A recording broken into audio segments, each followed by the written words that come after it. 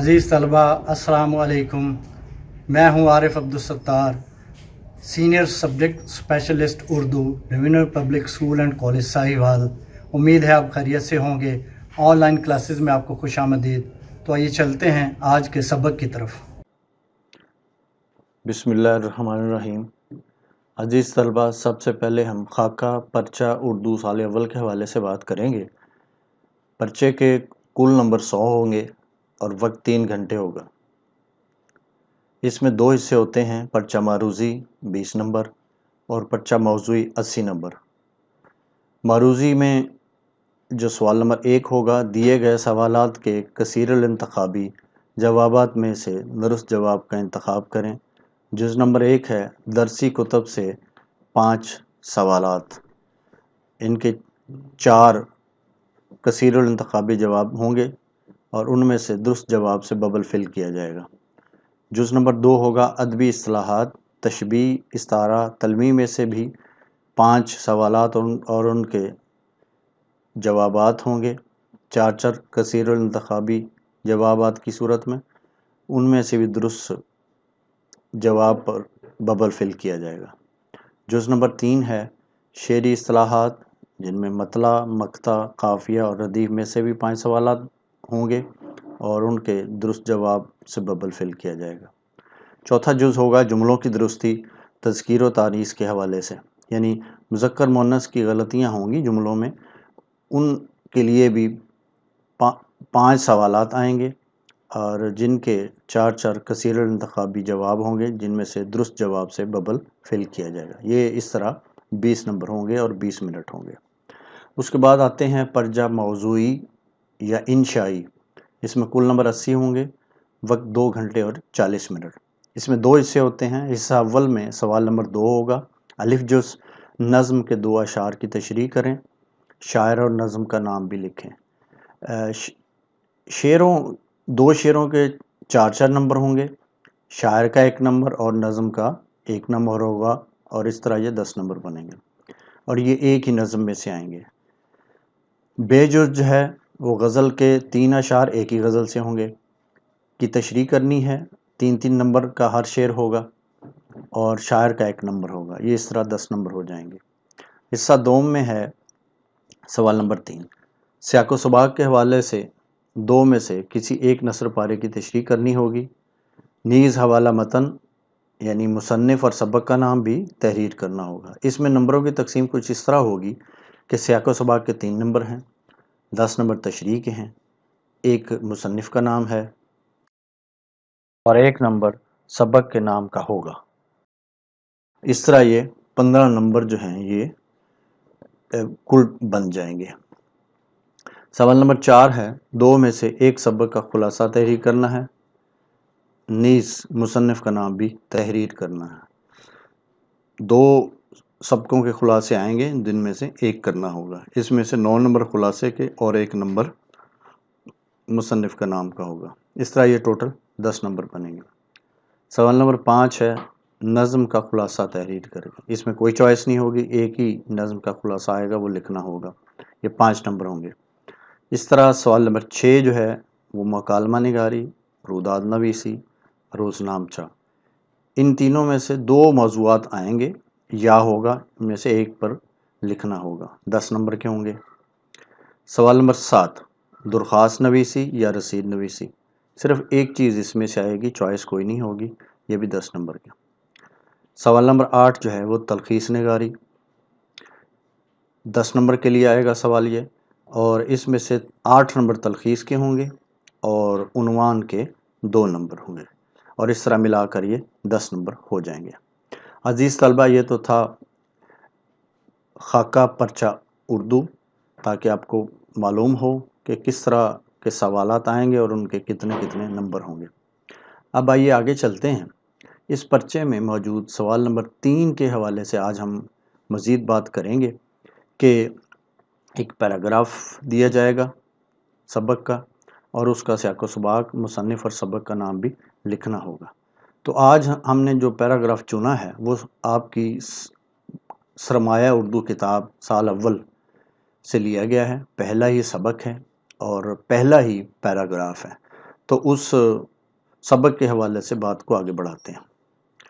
سب سے پہلے دیکھیے کہ جو پیراگراف ہم ابھی بعد میں دکھائیں گے آپ کو، اس میں سبق کا نام جو ہے اسوہ حسنہ ہے، اور مصنف کا نام جو ہے وہ سید سلیمان ندوی ہے۔ مصنف کے حوالے سے تھوڑا سا تعارف آپ کو دینا ضروری ہے کہ سید سلیمان ندوی رحمۃ اللہ علیہ 22 نومبر 1884 کو پٹنہ کے گاؤں دینا میں پیدا ہوئے۔ ابتدائی تعلیم گھر پر حاصل کی۔ 1901 میں دارالعلوم ندوۃ العلماء لکھنؤ میں داخل ہوئے۔ اس زمانے میں انہیں علامہ شبلی نعمانی سے بڑی عقیدت ہو گئی۔ سیرت النبی صلی اللہ علیہ وآلہ وسلم کا جو کام شبلی نے شروع کیا تھا اسے آپ نے پایہ تکمیل کو پہنچایا۔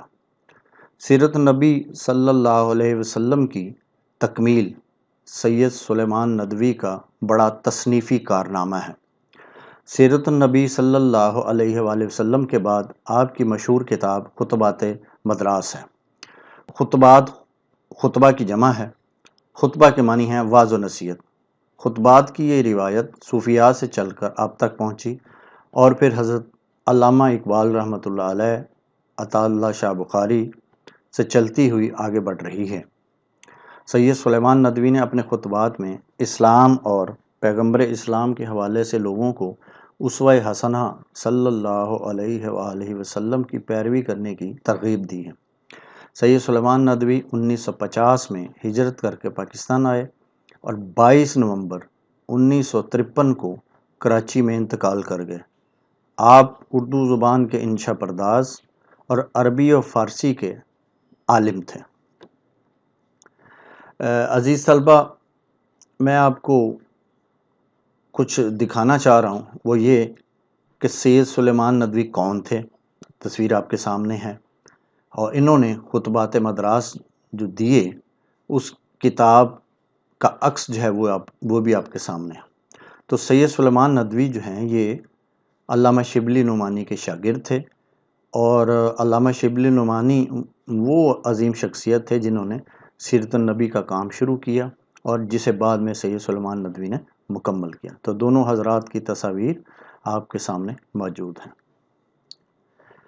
اب پیراگراف کی تشریح سے پہلے سبق کے جو مشکل الفاظ ہیں اس کی تفہیم ضروری ہے تاکہ آپ کو باتوں کی سمجھ آ سکے اور اندازہ ہو سکے کہ سبق کی تشریح الفاظ معنی کے ساتھ کیسے کریں گے۔ تو سب سے پہلے دیکھتے ہیں اسوہ۔ اسوہ کے معنی ہے نمونہ اور مثال کے۔ حسنہ نیکی اور اچھائی کے لیے بولا جاتا ہے۔ اہل قابل اور لائق۔ مستحق حقدار۔ عملی مجسمہ عملی نمونہ۔ اتباع پیروی اور تقلید کو کہتے ہیں، پیچھے چلنے کے لیے کہتے ہیں۔ سنت راستہ، وہ طریقہ جس پر آپ صلی اللہ علیہ وسلم چلے ہوں۔ حدیث نئی بات، شرع میں آپ صلی اللہ علیہ وسلم کے جو اقوال ہیں ان کو حدیث مبارک سے تعبیر کیا جاتا ہے۔ حلقہ دائرہ مجلس کو کہتے ہیں۔ اطاعت فرما برداری کو کہتے ہیں۔ شارع بڑا راستہ، شریعت لانے والے، پیغمبر کے لیے بھی یہ لفظ بولا جاتا ہے۔ جمہور عوام یا باشندوں کو کہتے ہیں۔ حکام حاکم کی جمع۔ زاہد پرہیزگار اور متقی۔ عابد عبادت گزار۔ اہل و عیال بال بچے۔ نصیحت پذیری نیک مشورہ۔ محکوم ماتحت رعایا۔ مطیع اطاعت کرنے والا۔ پیشوا رہبر اور رہنما۔ اصناف صنف کی جمع ہے، قسم جنس کو کہتے ہیں۔ موقوف ٹھہرایا گیا، کھڑا کیا گیا۔ عالمگیر دنیا پر چھایا ہوا۔ دائمی کے معنی ہیں ابدی اور ہمیشہ کا۔ حاجت ضرورت خواہش کو کہتے ہیں۔ توکل کے معنی ہے بھروسہ کرنا یا اعتماد۔ استغنا بے پرواہی، بے نیازی۔ جود سخاوت اور فراخ دلی کے لیے بولا جاتا ہے۔ تواضع خاطر مدارت مہمانداری۔ مسکنت مسکینی غریبی کے لیے بولا جاتا ہے۔ نشیب و فراز اتار چڑھاؤ اونچ نیچ۔ سوانح کسی شخص کی زندگی کے حالات، طائفہ قوم، گروہ یا جماعت کے لیے لفظ بولا جاتا ہے۔ فیضان حق کے معنی ہے سچائی کا بڑا فائدہ۔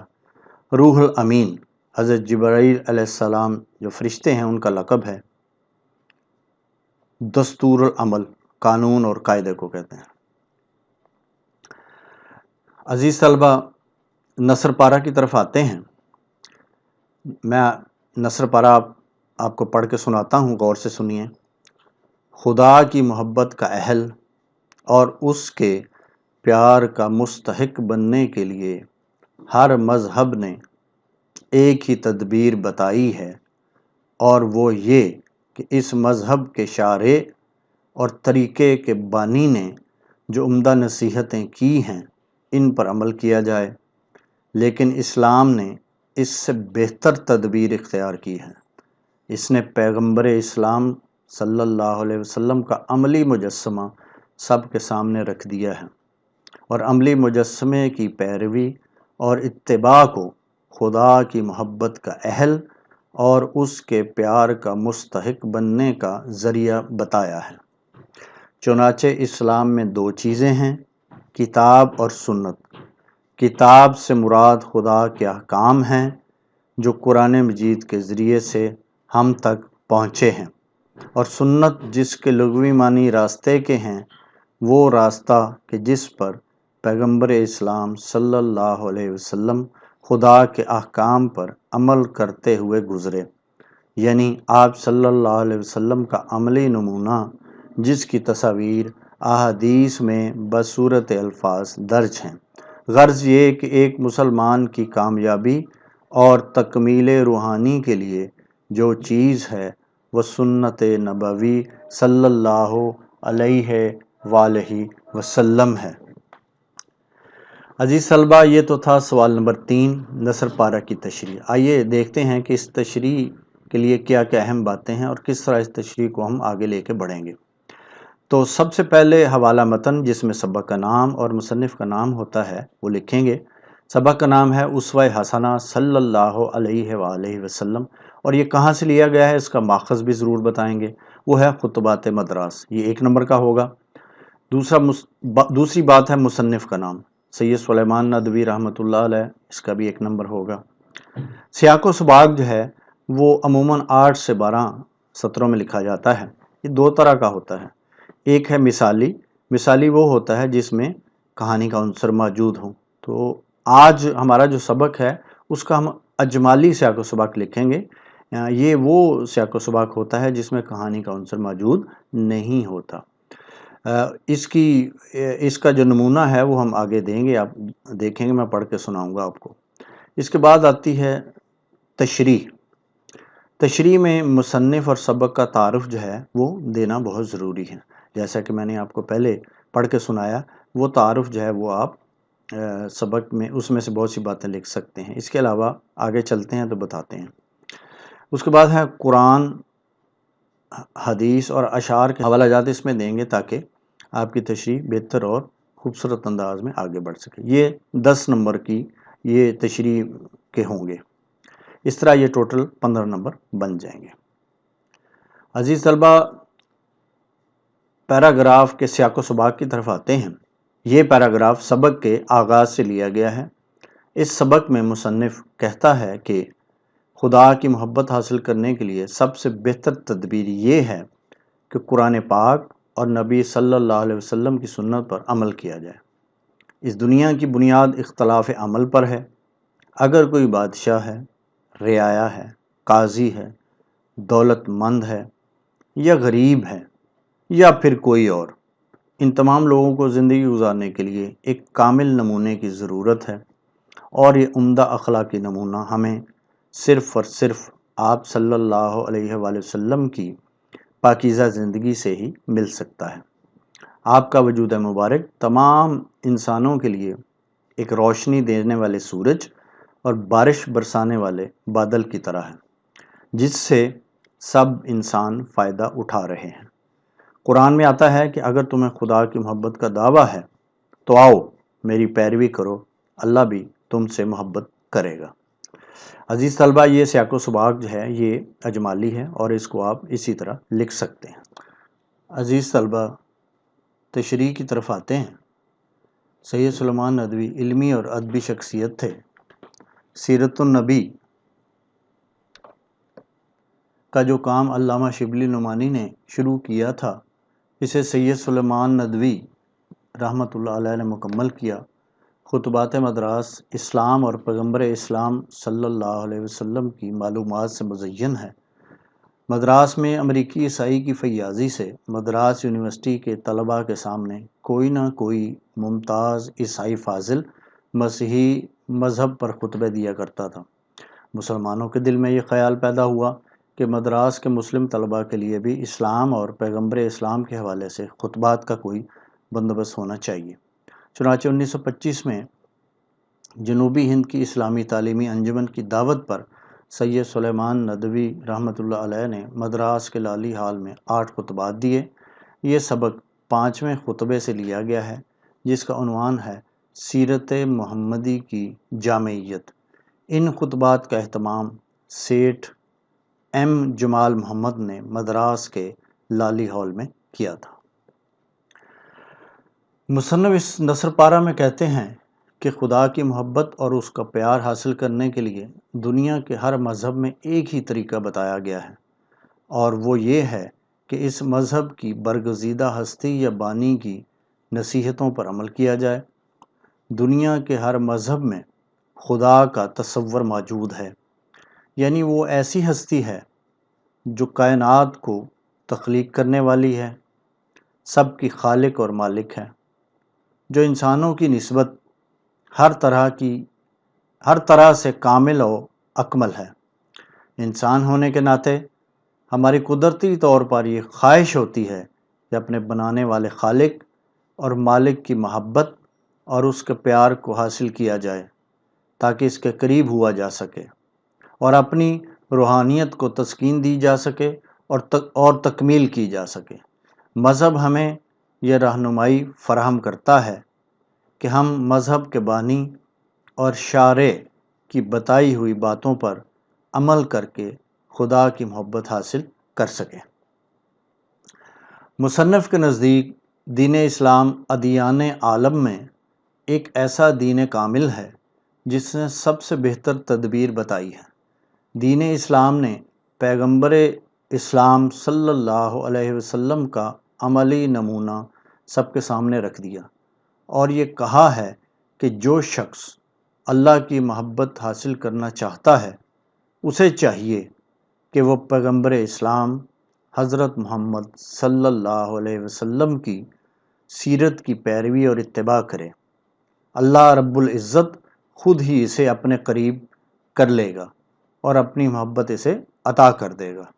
موجودہ سبق کے آخر میں مصنف محترم اسی بات کی طرف اشارہ کرتے ہوئے لکھتے ہیں کہ اللہ فرماتے ہیں کہ اگر تمہیں خدا سے محبت کا دعویٰ ہے تو آؤ میری پیروی کرو، اللہ بھی تم سے محبت کرے گا۔ اس آیہ مبارکہ کی روشنی میں اللہ کی محبت حاصل کرنے کا آسان طریقہ اور کیا ہوگا کہ اس کائنات کے خالق اور مالک نے اپنی محبت کے حصول کو نبی پاک صلی اللہ علیہ وسلم کی پیروی سے مشروط کر دیا۔ سورہ احزاب میں ایک اور جگہ رب العزت کا فرمان ہے کہ لَقَدْ كَانَ لَكُمْ فِي رَسُولِ اللَّهِ أُسْوَةٌ حَسَنَةٌ، تمہارے لیے اللہ کے رسول کے اسوہ میں بہترین نمونہ ہے۔ اسوہ حسنہ کے حوالے سے بات کی مزید وضاحت سے پہلے مصنف نے نثر پارہ میں یہ بتایا ہے کہ خدا کی محبت کا اہل اور پیار کا مستحق بننے کے لیے دیگر مذاہب نے جو تدبیر بتائی ہے، اس سے کہیں بڑھ کر دین اسلام نے ہمیں اہم چیزیں عطا کی ہیں۔ ایک ہے کتاب اور دوسری سنت۔ سب سے پہلے ہم کتاب کے حوالے سے بات کریں گے کہ اس سے کیا مراد ہے، یہ کیسے ہمیں اللہ کے قریب اور اللہ کی محبت کا اہل بنا دے گی۔ کتاب سے مراد خدا کے احکامات ہیں جو قرآن مجید کے ذریعے ہم تک پہنچے ہیں۔ مسلمان ہونے کے ناطے سے ہم سب جانتے ہیں کہ قرآن مجید الہامی کتاب ہے۔ یہ وہ پیغامات و احکامات ہیں جو اللہ رب العزت نے حضرت جبرائیل علیہ السلام کے ذریعے 22 سال 2 ماہ اور 21 دن میں تدریجاً آپ علیہ الصلاۃ والسلام پر اتارے۔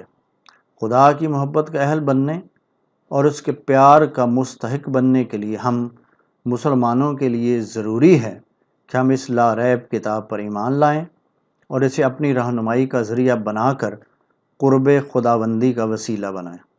قرآن مجید خود فرماتا ہے ذالک الکتاب لا ریب فیہ، یہ وہ کتاب ہے جس میں کوئی شک نہیں۔ عزیز طلبہ، اسلام نے ہمیں جو 2 چیزیں بتائی ہیں، ان میں پہلی چیز قرآن مجید فرقان حمید ہے۔ اللہ کی محبت اور قربت حاصل کرنے کے لیے یہ کامیابی کی ضمانت فراہم کرتا ہے۔ جو لوگ سچے دل سے اسے حرز جاں بنا لیتے ہیں وہ نہ صرف اللہ کی محبت پا لیتے ہیں بلکہ دنیا اور آخرت کی کامیابی بھی اپنی جھولی میں ڈال لیتے ہیں۔ کتاب کے بعد دوسری اہم چیز کی طرف آتے ہیں، وہ ہے سنت۔